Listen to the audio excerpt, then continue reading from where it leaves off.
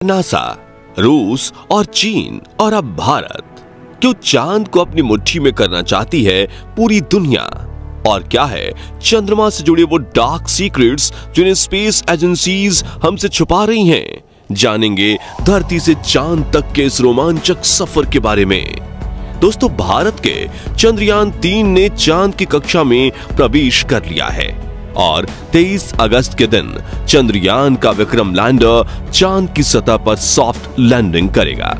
वहीं रूस का लूना 25 भी चांद की तरफ रवाना हो गया है, जबकि साल 2024 में नासा भी अपने आर्टेमिस प्रोग्राम के तहत एक बार फिर वैज्ञानिकों को यानी एस्ट्रोनॉट्स को चांद पर भेजने वाला है और चीन भी जल्द ही एक और मून मिशन करने वाला है। लेकिन अब सवाल आता है कि इन सभी देशों को चांद पर ऐसा तो क्या दिख गया जो चारों तरफ चांद पर पहले पहुंचने की होड़ मची हुई है? और आखिर चांद से जुड़े ऐसे तो कौन से रहस्य हैं जिनसे पर्दा उठाते ही हमारा चांद को देखने का नजरिया ही बदल जाएगा? जानिए पृथ्वी से चांद तक के इस रोमांचक सफर की कुछ खास बातें। तो जल्दी से अपनी कुर्सी की पेटी बांध लीजिए और पूरा वीडियो जरूर देखिए। दोस्तों, चांद हमारी पृथ्वी से 3,84,400 किलोमीटर दूर है और अगर हम सीधा रास्ता पकड़ते हैं तो इसी के आसपास डिस्टेंस में ही हम चांद की सतह पर पहुंच जाएंगे। जबकि भारत के चंद्रयान 3 के रास्ते से हमें चांद पर पहुंचने में 42 दिन लगेंगे, क्योंकि चंद्रयान 3 ने चंद्रमा की तरफ जाने का अंडाकार रास्ता चुना है, जिसमें वो पहले पृथ्वी के चक्कर लगाकर चांद की एक लंबे रूट से बढ़ेगा और फिर चांद के भी चक्कर लगाकर लैंडिंग करेगा। हालांकि ये रास्ता काफी किफायती तो है, लेकिन इसमें हमें एस्ट्रोनॉट के लिए बहुत खाना, ऑक्सीजन और पानी की जरूरत पड़ेगी, जिसे स्टोर करने के लिए बड़ा स्पेसक्राफ्ट चाहिए होगा। और इस रास्ते से जाने पर 30 लाख किलोमीटर की दूरी तय करके हम काफी थक भी जाएंगे। इसलिए चलिए हम अमेरिका और रूस वाले सीधे रास्ते से ही चांद की तरफ चलते हैं और इस रास्ते से हमें चांद पर पहुंचने में 4 से 5 दिन लगेंगे। जब स्पेसक्राफ्ट का लैंडर आपको चांद पर उतारेगा तो बाहर आने के लिए आपको सबसे पहला अपना स्पेस सूट पहनना होगा, क्योंकि चांद पर काफी पतला वातावरण है और इसमें ऑक्सीजन मौजूद नहीं है।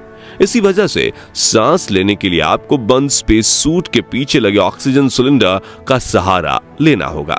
स्पेस सूट पहनने के बाद जब आप चांद की सतह पर कदम रखेंगे तो खुद को काफी हल्का महसूस करेंगे। दरअसल चंद्रमा का गुरुत्वाकर्षण पृथ्वी से 6 गुना कम है, इसलिए अगर पृथ्वी पर आपका वजन 60 किलोग्राम है तो चांद पर यह सिर्फ 10 किलोग्राम ही हो जाएगा।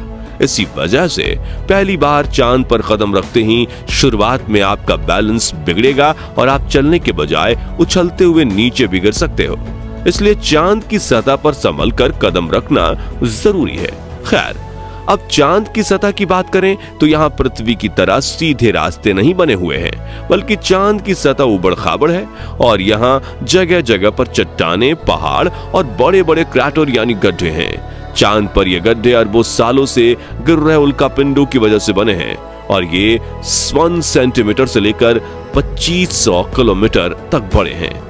वहीं चांद की मिट्टी यानी कि लूनर सॉइल बिल्कुल ज्वालामुखी से निकलने वाली राख जितनी पतली है और इसका रंग भी पृथ्वी की मिट्टी से ज्यादा डार्क, बिल्कुल सीमेंट की तरह होता है। इस मिट्टी में खुरदरापन न होने की वजह से आप जैसे ही इस पर कदम रखेंगे आपके पैरों के निशान बन जाएंगे, जिस वजह से चांद पर सबसे पहले कदम रखने वाले एस्ट्रोनॉट नील आर्मस्ट्रॉन्ग और बल्ज एल्ड्रिन के पैरों के निशान आज भी मौजूद हैं। अब चांद की खूबसूरत जमीन देखने के बाद साथियों, आप अपनी नजरें जब ऊपर की तरफ करेंगे तो आपको हमारी पृथ्वी भी दिखाई देगी। जी हाँ, जैसे पृथ्वी पर चांद का उदय होता है वैसे ही चांद पर भी पृथ्वी का उदय होता है। बस फर्क इतना है कि पृथ्वी से देखने पर चांद काफी छोटा लगता है और चांद से देखने पर पृथ्वी बहुत बड़ी दिखाई देती है। और यहाँ से धरती की खूबसूरती देखकर आप मंत्रमुग्ध हो जाओगे। अब अगर आप चांद के उत्तरी ध्रुव पर लैंड करोगे तो आपको अपने आसपास भूतकाल में फैले हुए स्पेस मिशन के स्पेसक्राफ्ट और सैटेलाइट के टुकड़ों के साथ प्लास्टिक बैग में भरा हुआ कूड़ा भी दिखेगा। ये कूड़ा नासा के उन 12 एस्ट्रोनॉट्स ने फेंका है जो चांद पर जा पाए। दरअसल इन बैग्स में इनका मलमूत्र और खाने के रैपर्स वगैरह का वेस्ट है। वहीं अगर आप चांद के दक्षिणी ध्रुव पर उस जगह उतरते हैं जहां 4 साल पहले चंद्रयान 2 क्रैश लैंड होकर गिरा था, तो वो आज भी आपको उतनी बुरी कंडीशन में नहीं मिलेगा, क्योंकि क्रैश लैंड होने के बाद ना तो वो बारिश और ना ही तूफानी बवंडर से रूबरू हुआ है। इसलिए अगर आप उसे अपने स्पेसक्राफ्ट में फिट करके पृथ्वी पर वापस ले आए तो उसे ठीक करके वापस भेजा जा सकता है। दोस्तों, आप ये तो जानते ही होंगे कि स्पेस के सभी सेलेस्टियल ऑब्जेक्ट्स पर अचानक उल्कापिंडों की बारिश हो जाती है। ये तो अच्छा है कि पृथ्वी की मैग्नेटिक फील्ड इन उल्कापिंडों को या तो साइड में धकेल देती है या फिर ग्रेविटी और एटमॉस्फेयर इसे धरती तक पहुंचने के पहले ही जलाकर राख कर देते हैं। लेकिन चांद की मैग्नेटिक फील्ड पृथ्वी के मुकाबले काफी कमजोर है। इसकी ग्रेविटी भी कम है और यहाँ घना वातावरण भी मौजूद नहीं है। इसी वजह से चांद पर लगातार उल्कापिंडों की बारिश होती रहती है। ऐसे में कोई भी उल्कापिंड गिरकर आपको पल भर में मौत के घाट उतार सकता है। इसलिए आपको उल्कापिंडों पर नजर लगाए बैठे कमांड सेंटर के वैज्ञानिकों से लगातार संपर्क बनाए रखना होगा।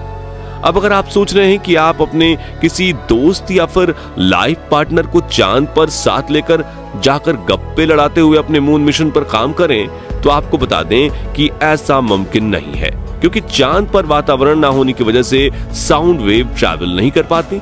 यानी कि अगर आप अपने साथी को कुछ बोलेंगे तो वो आपके होंठ हिलते हुए तो देखेगा, लेकिन आपकी आवाज नहीं सुन पाएगा। इतना ही नहीं, चांद पर आपको अपनी आवाज तक नहीं सुनाई देगी, मानो जैसे मोबाइल की तरह किसी ने आपको भी साइलेंट मोड पर डाल दिया है। हालांकि एस्ट्रोनॉट्स चांद पर एक प्रेशराइज्ड स्पेस सूट पहनते हैं, जिसमें साउंड वेव को ट्रैवल करवाने के लिए नाइट्रोजन और ऑक्सीजन की मदद से कृत्रिम वायुमंडल बनाया जाता है। साथ ही इन्हें एक माइक्रोफोन वाली हेडफोन पहनाई जाती है, जिसके जरिए ये अपनी साथी और कमांड सेंटर की आवाज सुन सकें और जवाब भी दे सकें। अब दोस्तों, चांद पर अपने काम को पूरा करके जब आप सोने जाएंगे तो सुबह आपको सूरज की रोशनी नींद से नहीं जगाएगी, क्योंकि चांद को अपनी धुरी पर घूमने में 28 दिन लगते हैं, जिस वजह से चंद्रमा पर एक दिन 14 दिन का होता है और 14 दिन की रात होती है। यानी कि वहां एक दिन रात पृथ्वी के 28 दिन के बराबर होता है। ऐसे में अगर आप दिन के समय चांद पर गए तो 24 घंटे ही आपके आसपास उजाला होगा और सोने व जागने के लिए आपको पृथ्वी के समय का इस्तेमाल करना होगा, क्योंकि आपका शरीर उसी तरह से काम कर पाएगा। बता दें कि अंतरिक्ष में गए सभी astronauts omega speedometer professional watch पहनते हैं, जिसमें वो रात का अलार्म लगाकर सोते हैं और सुबह अलार्म बजते ही उठ जाते हैं। साथियों, एक और बड़ी दिक्कत है कि रात के समय चांद का तापमान -130 डिग्री तक पहुंच जाता है, जबकि दिन के समय यही तापमान 120 डिग्री सेल्सियस तक बढ़ जाता है।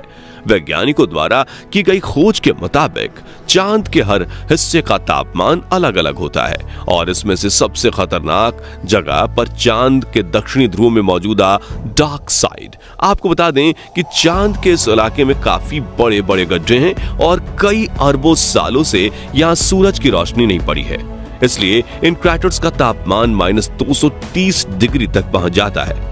इतने कम तापमान में स्पेसक्राफ्ट के उपकरण काफी ठंडे पड़ जाते हैं और कुछ तो इस तापमान की मार झेल नहीं पाते। इसी वजह से दुनिया के किसी भी देश ने चांद के दक्षिणी ध्रुव में लैंडिंग नहीं की है और यही वजह है कि भारत अपने चंद्रयान 3 को वहां पर दिन के समय में ही उतारने वाला है, ताकि तापमान ज्यादा ठंडा ना रहे। और इस लैंडिंग के साथ हम दुनिया के वो पहले देश बन जाएंगे जिसने चांद के दक्षिणी ध्रुव पर फतेह हासिल की है। दोस्तों, चांद अपनी धुरी पर एक चक्कर लगाने में 28 दिन लेता है, वहीं इसे पृथ्वी का एक चक्कर लगाने में भी उतना ही समय लग जाता है।